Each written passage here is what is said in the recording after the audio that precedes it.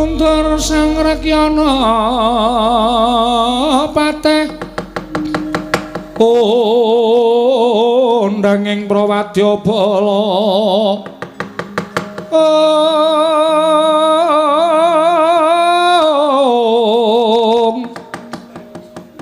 Pak Sur tambur miyang suling pepandhen dalutak miwa bandera kakandha warna-warna pindha jala triyana sri kawuryan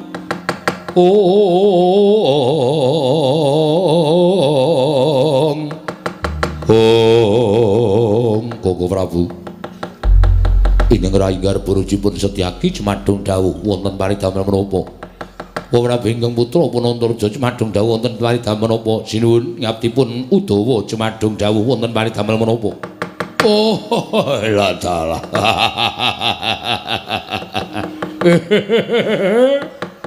Kula nuwun sewu ingkang ngabdi patih Prakuta sinuwun kula Cemadung dawuh wonten menapa sabibaripun papanggihan wonten negaring Mringondani teka paduka ngawi sangganing para wadyabala sangganing para putra kula nyadong dawuh Pakdi Antasena piye nek golek patih liyane apa ora ana to Pakdi golek patih liyane piye rumangsaku Siwapati Praguta kae nuwun sewu lho kae mirang-mirangke sampeyan. Mirang-mirangke aku piye Antasena? Ing atase pati Prabu Baladewa, sapa sing ora ngerti karo Prabu Baladewa? Nalindra ingkang digdaya sekti kalintang. Negarane ora tau ketekan mungsuh selawase urip. Nuwun sewu duwe pati kok ora iso ngreksa marang kawibawaning ratu iki nek cara aku isin. Mbok yo ngerti nek iki ning negara Pringgondani. Neng negarane wong nek guyu iki sakarepe dhewe ora apa-apa ning negarane kono ning negara Mandura ning kene kok wonten dawuh sinuwun nek cara aku isin Prakuta wonten dawuh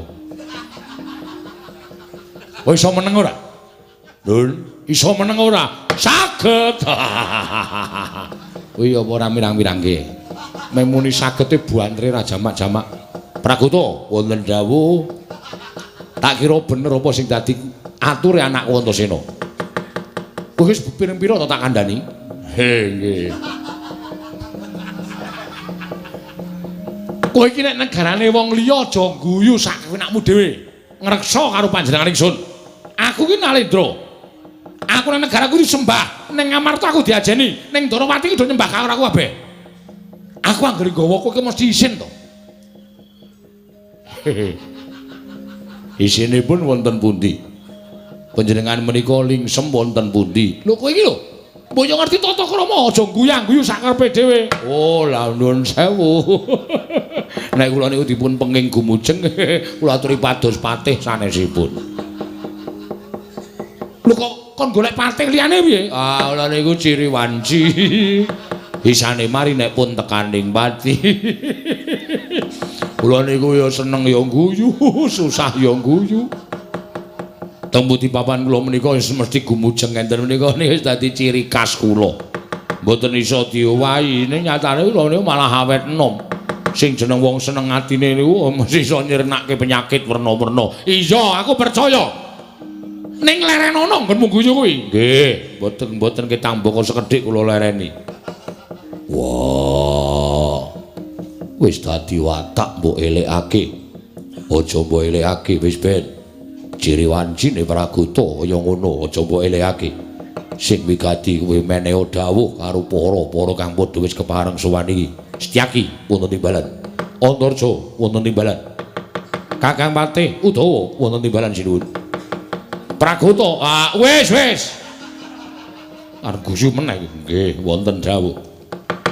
Waktu dina iki pawiwahan ing si Gatotkaca. Sawetara diundur. Wanci ingkang prayoga mengko bakal dititisake dening Kanjeng Hyang Masopati ing Wirata. Sabab durung ana suwane jangkeping para kadang trah Pringgondani. Ya kuwi kadang-kadangke adhiku si Arimbi. Kaya ta Brajadenta, Brajamusti, Brajalamatan, Brajawikalpa. kala bendana ing mesine kudu mlumpuk ana ing negara Pringgondani. Nanging sing katon sowan mung Si Brajamusti lawan kala bendana. Mula wektu dina iki Kanjeng Hyang utusan lawan Si Brajamusti pesuwan ana ing Kadipaten Gragah tinuluya ing Permalang. Ing wigati nanting lawan Si Brajadanta. Apa ya lahir batin nggone ngrajangi sarta mangayu bagya nggone Gankaca dadi ratu ning Pringgondani. Lhi. Mula kok kabeh aja nduk kendhone nggonmu dandan. Kepara kenceng ngono. Samapta ing gati sawiga ing diraja nganti ana ing Marajal saka sela-selaning garu. Aja nganti ana telik Mangindraja ing bakal geger pahargyan wisudan goreng Pringgondani. Lhi, ngestaken dawuh. Antarja wonten timbalan. Ndak jaluk sing ikhlas rasamu ya, Kir. Ih, ngestaken dawuh. Wah, Antarja. Ora jeneng aku wong tuwa sing banji ndek Banjiladan klebu Antasena rungokno. Heeh, Pak. Gatotkaca dadekke ratu ora saka karepe bapakmu, nanging saka karepe mbokne ya kuwi si Arimbi. Mergo Arimbi kuwatir yen to negara Pringgondani suwe ora ana ingkang lenggah dadi ratu. Tan wurunga kanan Pringgondani kawulane kaya dene sapu ingkang ilang suwe pating slebar ora karo-karuan. Mula mbutuhake pengayom ingkang isa dadi patuladaning para kawula. Wondene karepe Arimbi ya kuwi Gatotkaca ingkang dadi ratu. Mula Antarja anakku Antasena cah bagus aja meri karo kamuktene adimu Antarja. Aja meri karo kamuktene kakangmu Antasena. Ya mangestake dawuh.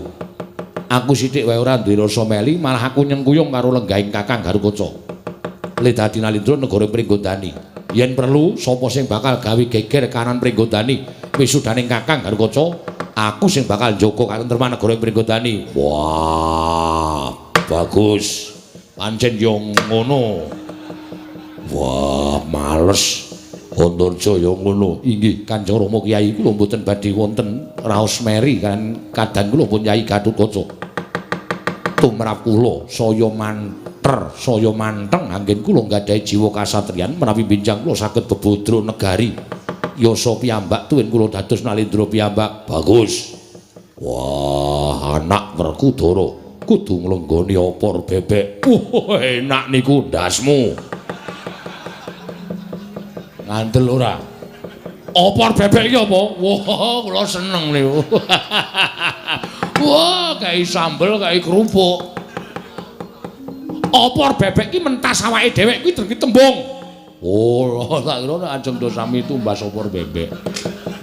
Njen ngapunten. Mula kang saka kuwi padha jaga negara Pringgondani. Geret lampit brungkat kimpul padha baris tiyaki. Lha niki ngestakaken dawuh lajeng pangkatipun berwadya benjang menapa. Kakang Udawa wonten timbalan. Metu njaba nembang ata ora budhaling wadya. Lha niki ngestakaken dawuh nyuwun pamit madal pasilan sinuwun. Angsa nembagang piniji Sangapatya sigra medal kondang wadya bala mangku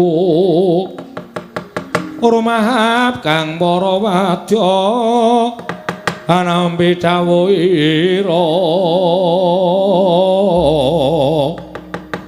tan wonten kang samya kantun amung nenggo pendhik bidal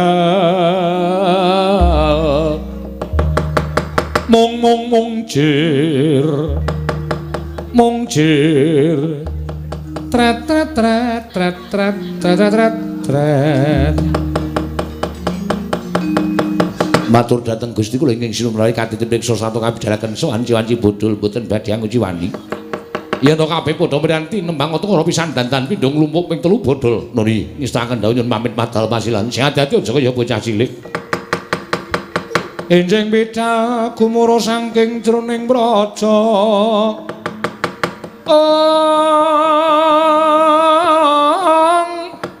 Kungengkan Balakaswa Prabu sananira lir surya wedalira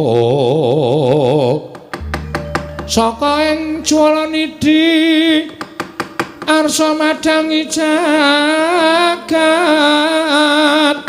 tok mungo paning sabocah ing ukir marbak bangsa mirat kena soroting surya mega lan gunung